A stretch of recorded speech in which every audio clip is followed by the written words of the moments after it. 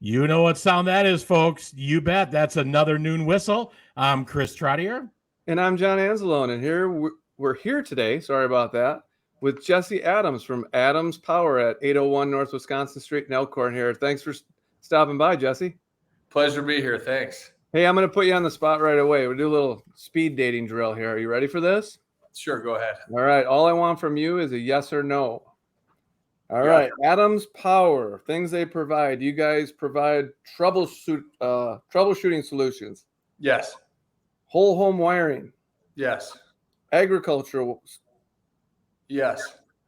Custom solutions. Yes. Industry wiring, power, HVAC, the whole thing. Yes. Commercial. Yes. Generators. Yes. Solar. Yes. Home lighting controls. Yes. Landscaping. Yes. Safety updates. Yes. Pure wiring. Yes. Wow. Is there something that you guys don't do, Jesse? We don't do concrete work, although that's not true. We just poured our own concrete patties. Don't worry. We sell services. If I was to stop by for a taco burger basket, is that possible? We're currently building the Taco Bell across the street, so I'm sure we can figure it out. And we have a kitchen here, so. Well, Jesse, right. we you guys you got being it here. all. We appreciate you being here, and we're excited to have you. You know, when John and I started, we've tried to offer this up to all our local businesses, and most importantly, the district's great partners. And so let's kind of start off with just give the viewers, if they don't know, a little history on Adams Power, where it started, how you ended up in your location, how you've evolved. Sure. Yeah, we Adams started as Adams Electric, actually, out of the back of my dad's house, Ben Adams. He and my mother, Donna Adams, started the company back in 1988. So started out of the back of the house. The first phone call was from some lady at church who felt bad for them and called them to change a ceiling fan, I think. The company that he was working for prior to that had actually gone out of business. And so he had a decision point on his end. Do I go to work for somebody else or do I hang out my own shingle? And so from there, evolved into a shop in the backyard. Ultimately, about 16 years ago or so, moved into Elkhorn over on Nathan Lane. And most recently, 2019, we bought this old Century grocery store, moved in here, and then expanded to the facility next door, the old Cycles Plus as well at 701. So this is kind of our main building, if you will.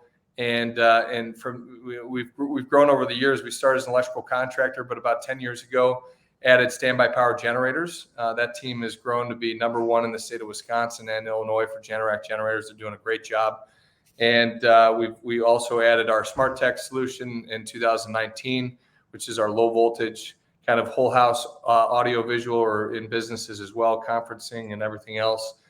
And then the green energy revolution that's upon us finally came to a point where it made sense for us to enter into that business. So we added solar in 2020, along with in and around there was HVAC, plumbing, and that kind of rounds out our services of everything that we do here at the company. What year did you start with the company? I was living and working out in Washington, D.C., which is where I met my wife. And we, what's that? Good plug there. Good plug there. Yeah, always gotta. Yeah. So I moved back in January 2015. It's kind of an inflection point for the business. Where Ben Adams was trying to figure out what was next. And I ended up coming back to just get involved and help out wherever I could. What were you doing out in D.C.? I've got a bit of an unconventional track here. So I grew up in the business always, and one of 7 kids. There was basically 3 primary categories. You worked, went to school, went to church. Those were the 3 things. So, on nights and weekends, and certainly summer times was always filled with work. Going out in the field and pickup truck with my dad, or I've got a famous story where I convinced a buddy of mine to come and work with us for the summer. One summer we were 13 years old, and my dad dropped us off at a location and said, "Hey, here's a couple bars and a pickaxe and a shovels. You got to dig from point A to point B across this gravel compacted driveway. I'll see you boys this afternoon. You got enough water?" Yep. And that was the last day that my buddy ended up working at the company because he quit that day. But so I always grew up in and around the business.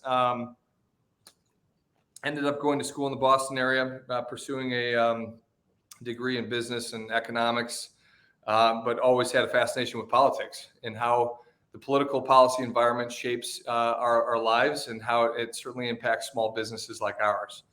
And so after school, I was moving down to Washington, D.C. to work at a business consultancy because I figured if you're going to do that, you're going to work in the mix and be around the environment. But before I started there, I actually got a job offer from a political committee, and they offered me the job same day that I went for the interview, and so I took that, and the rest is history. So I spent several years out there working for a political committee that focused on state politics in all 50 states, from lieutenant governors to attorneys general, secretaries of state, judicial races, and certainly legislative races across the country. So Jesse, you've not only created a company in the sense of, the customer experience, I know is very important to Adams.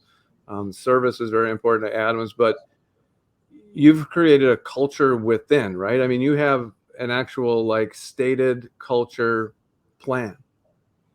Yeah, no, culture is most important to us. We say culture eats strategy for breakfast, right? And our desire has always been to have a robust culture. We say it probably every single Christmas time at our company Christmas party, that everybody in the room, all of our team members that work with us, could get a job somewhere else tomorrow.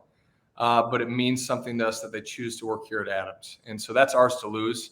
We work incredibly hard to try and be the best place to work anywhere, not just in construction, but anywhere in the county. And all of that is about culture, which ultimately is informed and driven by our core values as a company. I think you've done I've toured there. I brought kids over. You're obviously, you hire youth apprentices. What are some of those key values that you guys articulate? Because I know when I've walked through, I've heard them echoed multiple times. Yeah, it's hard to miss. They're on the walls. They're hanging in the hallways. They're in the shop. We've got every team member's got actually a laminate card with the core values on them, and they're integrity, people, partnership, excellence, and attitude. And so those are kind of the hallmark features. We say integrity is the foundation of everything that we do. We'll not sacrifice it for professional gain or monetary value. It's a tricky thing being in the construction industry. There's a lot of folks that don't do things the right way, or the consumers feel like they've been taken advantage of. And so to us, a good name is worth more than great riches. And so integrity is the foundation. But next being people, is we value people. And at the end of the day, none of this stuff matters. More buildings, more trucks, more opportunities from a revenue standpoint.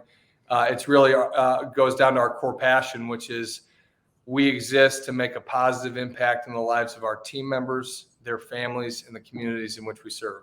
Because that's, at the end of the day, you can't take any of this with you, and it's that legacy, that impact that really matters to us.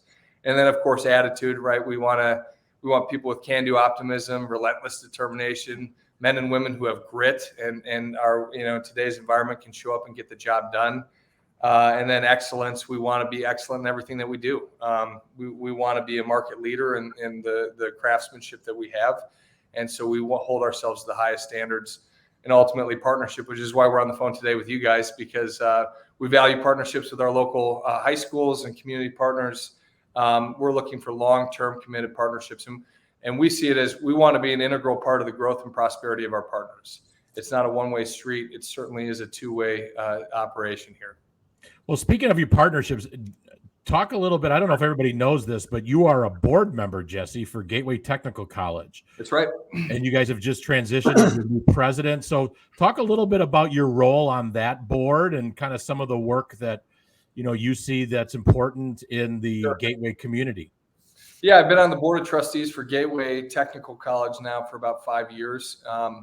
We're obviously huge believers in technical education, understanding that the 4-year traditional higher education pathway is not the only pathway for folks, and that's been a primary push for a lot of years in education.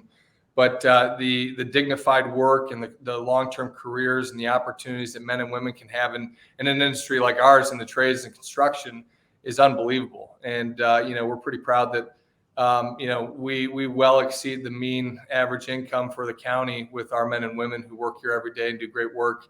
And they didn't have to go to college to get that done. But Gateway does a great job, building up the next generation of workforce. They exist within this Tri-County region, Walworth County, Racine, and Kenosha, to tool up and skill up the workforce so that men and women can come to Gateway, gain tangible, real educational experiences, and then bring that back into their place of employment to create a better opportunity for themselves and their families, because they can earn more wages, they can create better career opportunities, et cetera. And so we've long been a fan of Gateway. I think largely speaking in Walworth County, people don't really realize the breadth and the expansiveness of the college, which is something we've been working pretty hard to educate with business roundtables and things like that over the years, because the customizable training opportunities for businesses in our area to invest back into the community is substantial. And we'll talk about it here later, but our Adams Academy, where we train the next generation workforce, we've got highly customized Gateway Technical College instructors coming on here on a weekly basis, training our young men and women. So they're integral to the growth and prosperity of our communities. They're integral to helping skill up the workforce that we need so desperately. And can't say enough good things about Gateway. And we're really pleased with our new president, Dr. Ritu Raju, who's joined. He came all the way from Texas to take Yes, he did. After Brian Albrecht did a phenomenal job for the last 16 years leading that institution. Well, anything you can do to continue to bring more trades opportunities for our kids out here in the Elkhorn community, we would appreciate it. So we're looking forward to those opportunities. So obviously, Adams Power is experiencing a lot of success. You've talked about where you started with your dad and now where you're at. What do you see as opportunities and possibly challenges in the future for, not only the building trades, but Adams Power? Yeah, it's a great question. There's always challenges, right? When you've got a business, there's always things to be considering and what's on the horizon. Stuff that comes down from the federal level or just the macroeconomic environment that we're in. But I think, obviously, that no surprise that the interest rates have really increased the cost of capital, and so you're seeing a lot of slowdown in the commercial industrial space. So companies that are expanding facilities or building new buildings or all those different things, all the work that we do, obviously they're putting some of that on hold. It's been pretty strong up until now, but you're starting to see a little bit of that slowdown coming. I think surprisingly in this area, given the demand that we have, housing continues to push forward. There's obviously a housing shortage, which is a real big problem that we want to be a part of the solution on. But, I think at some point in time, there's possibilities where housing slowdown, new home builds and things like that could obviously come into play. But from an opportunity standpoint, we're pretty optimistic. We're always looking to the future and believe that anything's possible with the enough sweat and hard work and all that good stuff. So, certainly from a green energy standpoint, for a long time we stayed out of the solar industry because we didn't feel like it was an equitable delivery to our customers, and that you were getting some antiquated equipment or where technology wasn't fully developed, and it wasn't the right solution. It was very expensive, and the payback was over many, many years, and there's lots of question marks. But over the last couple of years, that's dramatically changed, and so we're installing solar panels and battery storage technology on houses every single day at this point. Wow! And you think that with federal incentives being what they are, and a federal prerogative to continue to press forward on green energy solutions as opposed to fossil fuel technology, there's going to be an increasing demand for those services and products. Especially considering the age of our electrical grid in America. Mm-hmm. We're really in a bad spot on that. And most people aren't aware or understanding what that looks like. But all the more reason why green energy and backup standby power is going to be critical going forward. But yeah, and I think you've been so flexible and adaptable, and not only a good community partner, but yeah, you've just done things that seem like very calculated, very educated when you make those moves. I think it's impressive. And I think stepping back to what you said about your values, that anybody that goes in there can see that and feel that. I know the times I've been in there, like, you're greeted right away. What can I do to help you? If that's getting someone else, like, people are stepping out going, hey, what could I do to help you? Your showrooms are unbelievable. I think, it's impressive what you guys have done in all the areas of our community that you're involved in.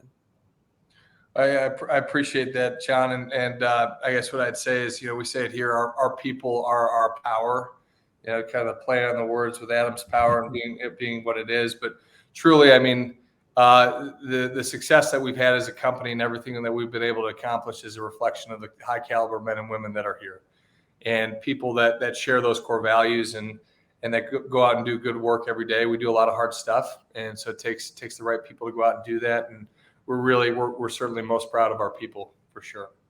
When your plumbing people had got a hold of me, and they actually came out to the school this year.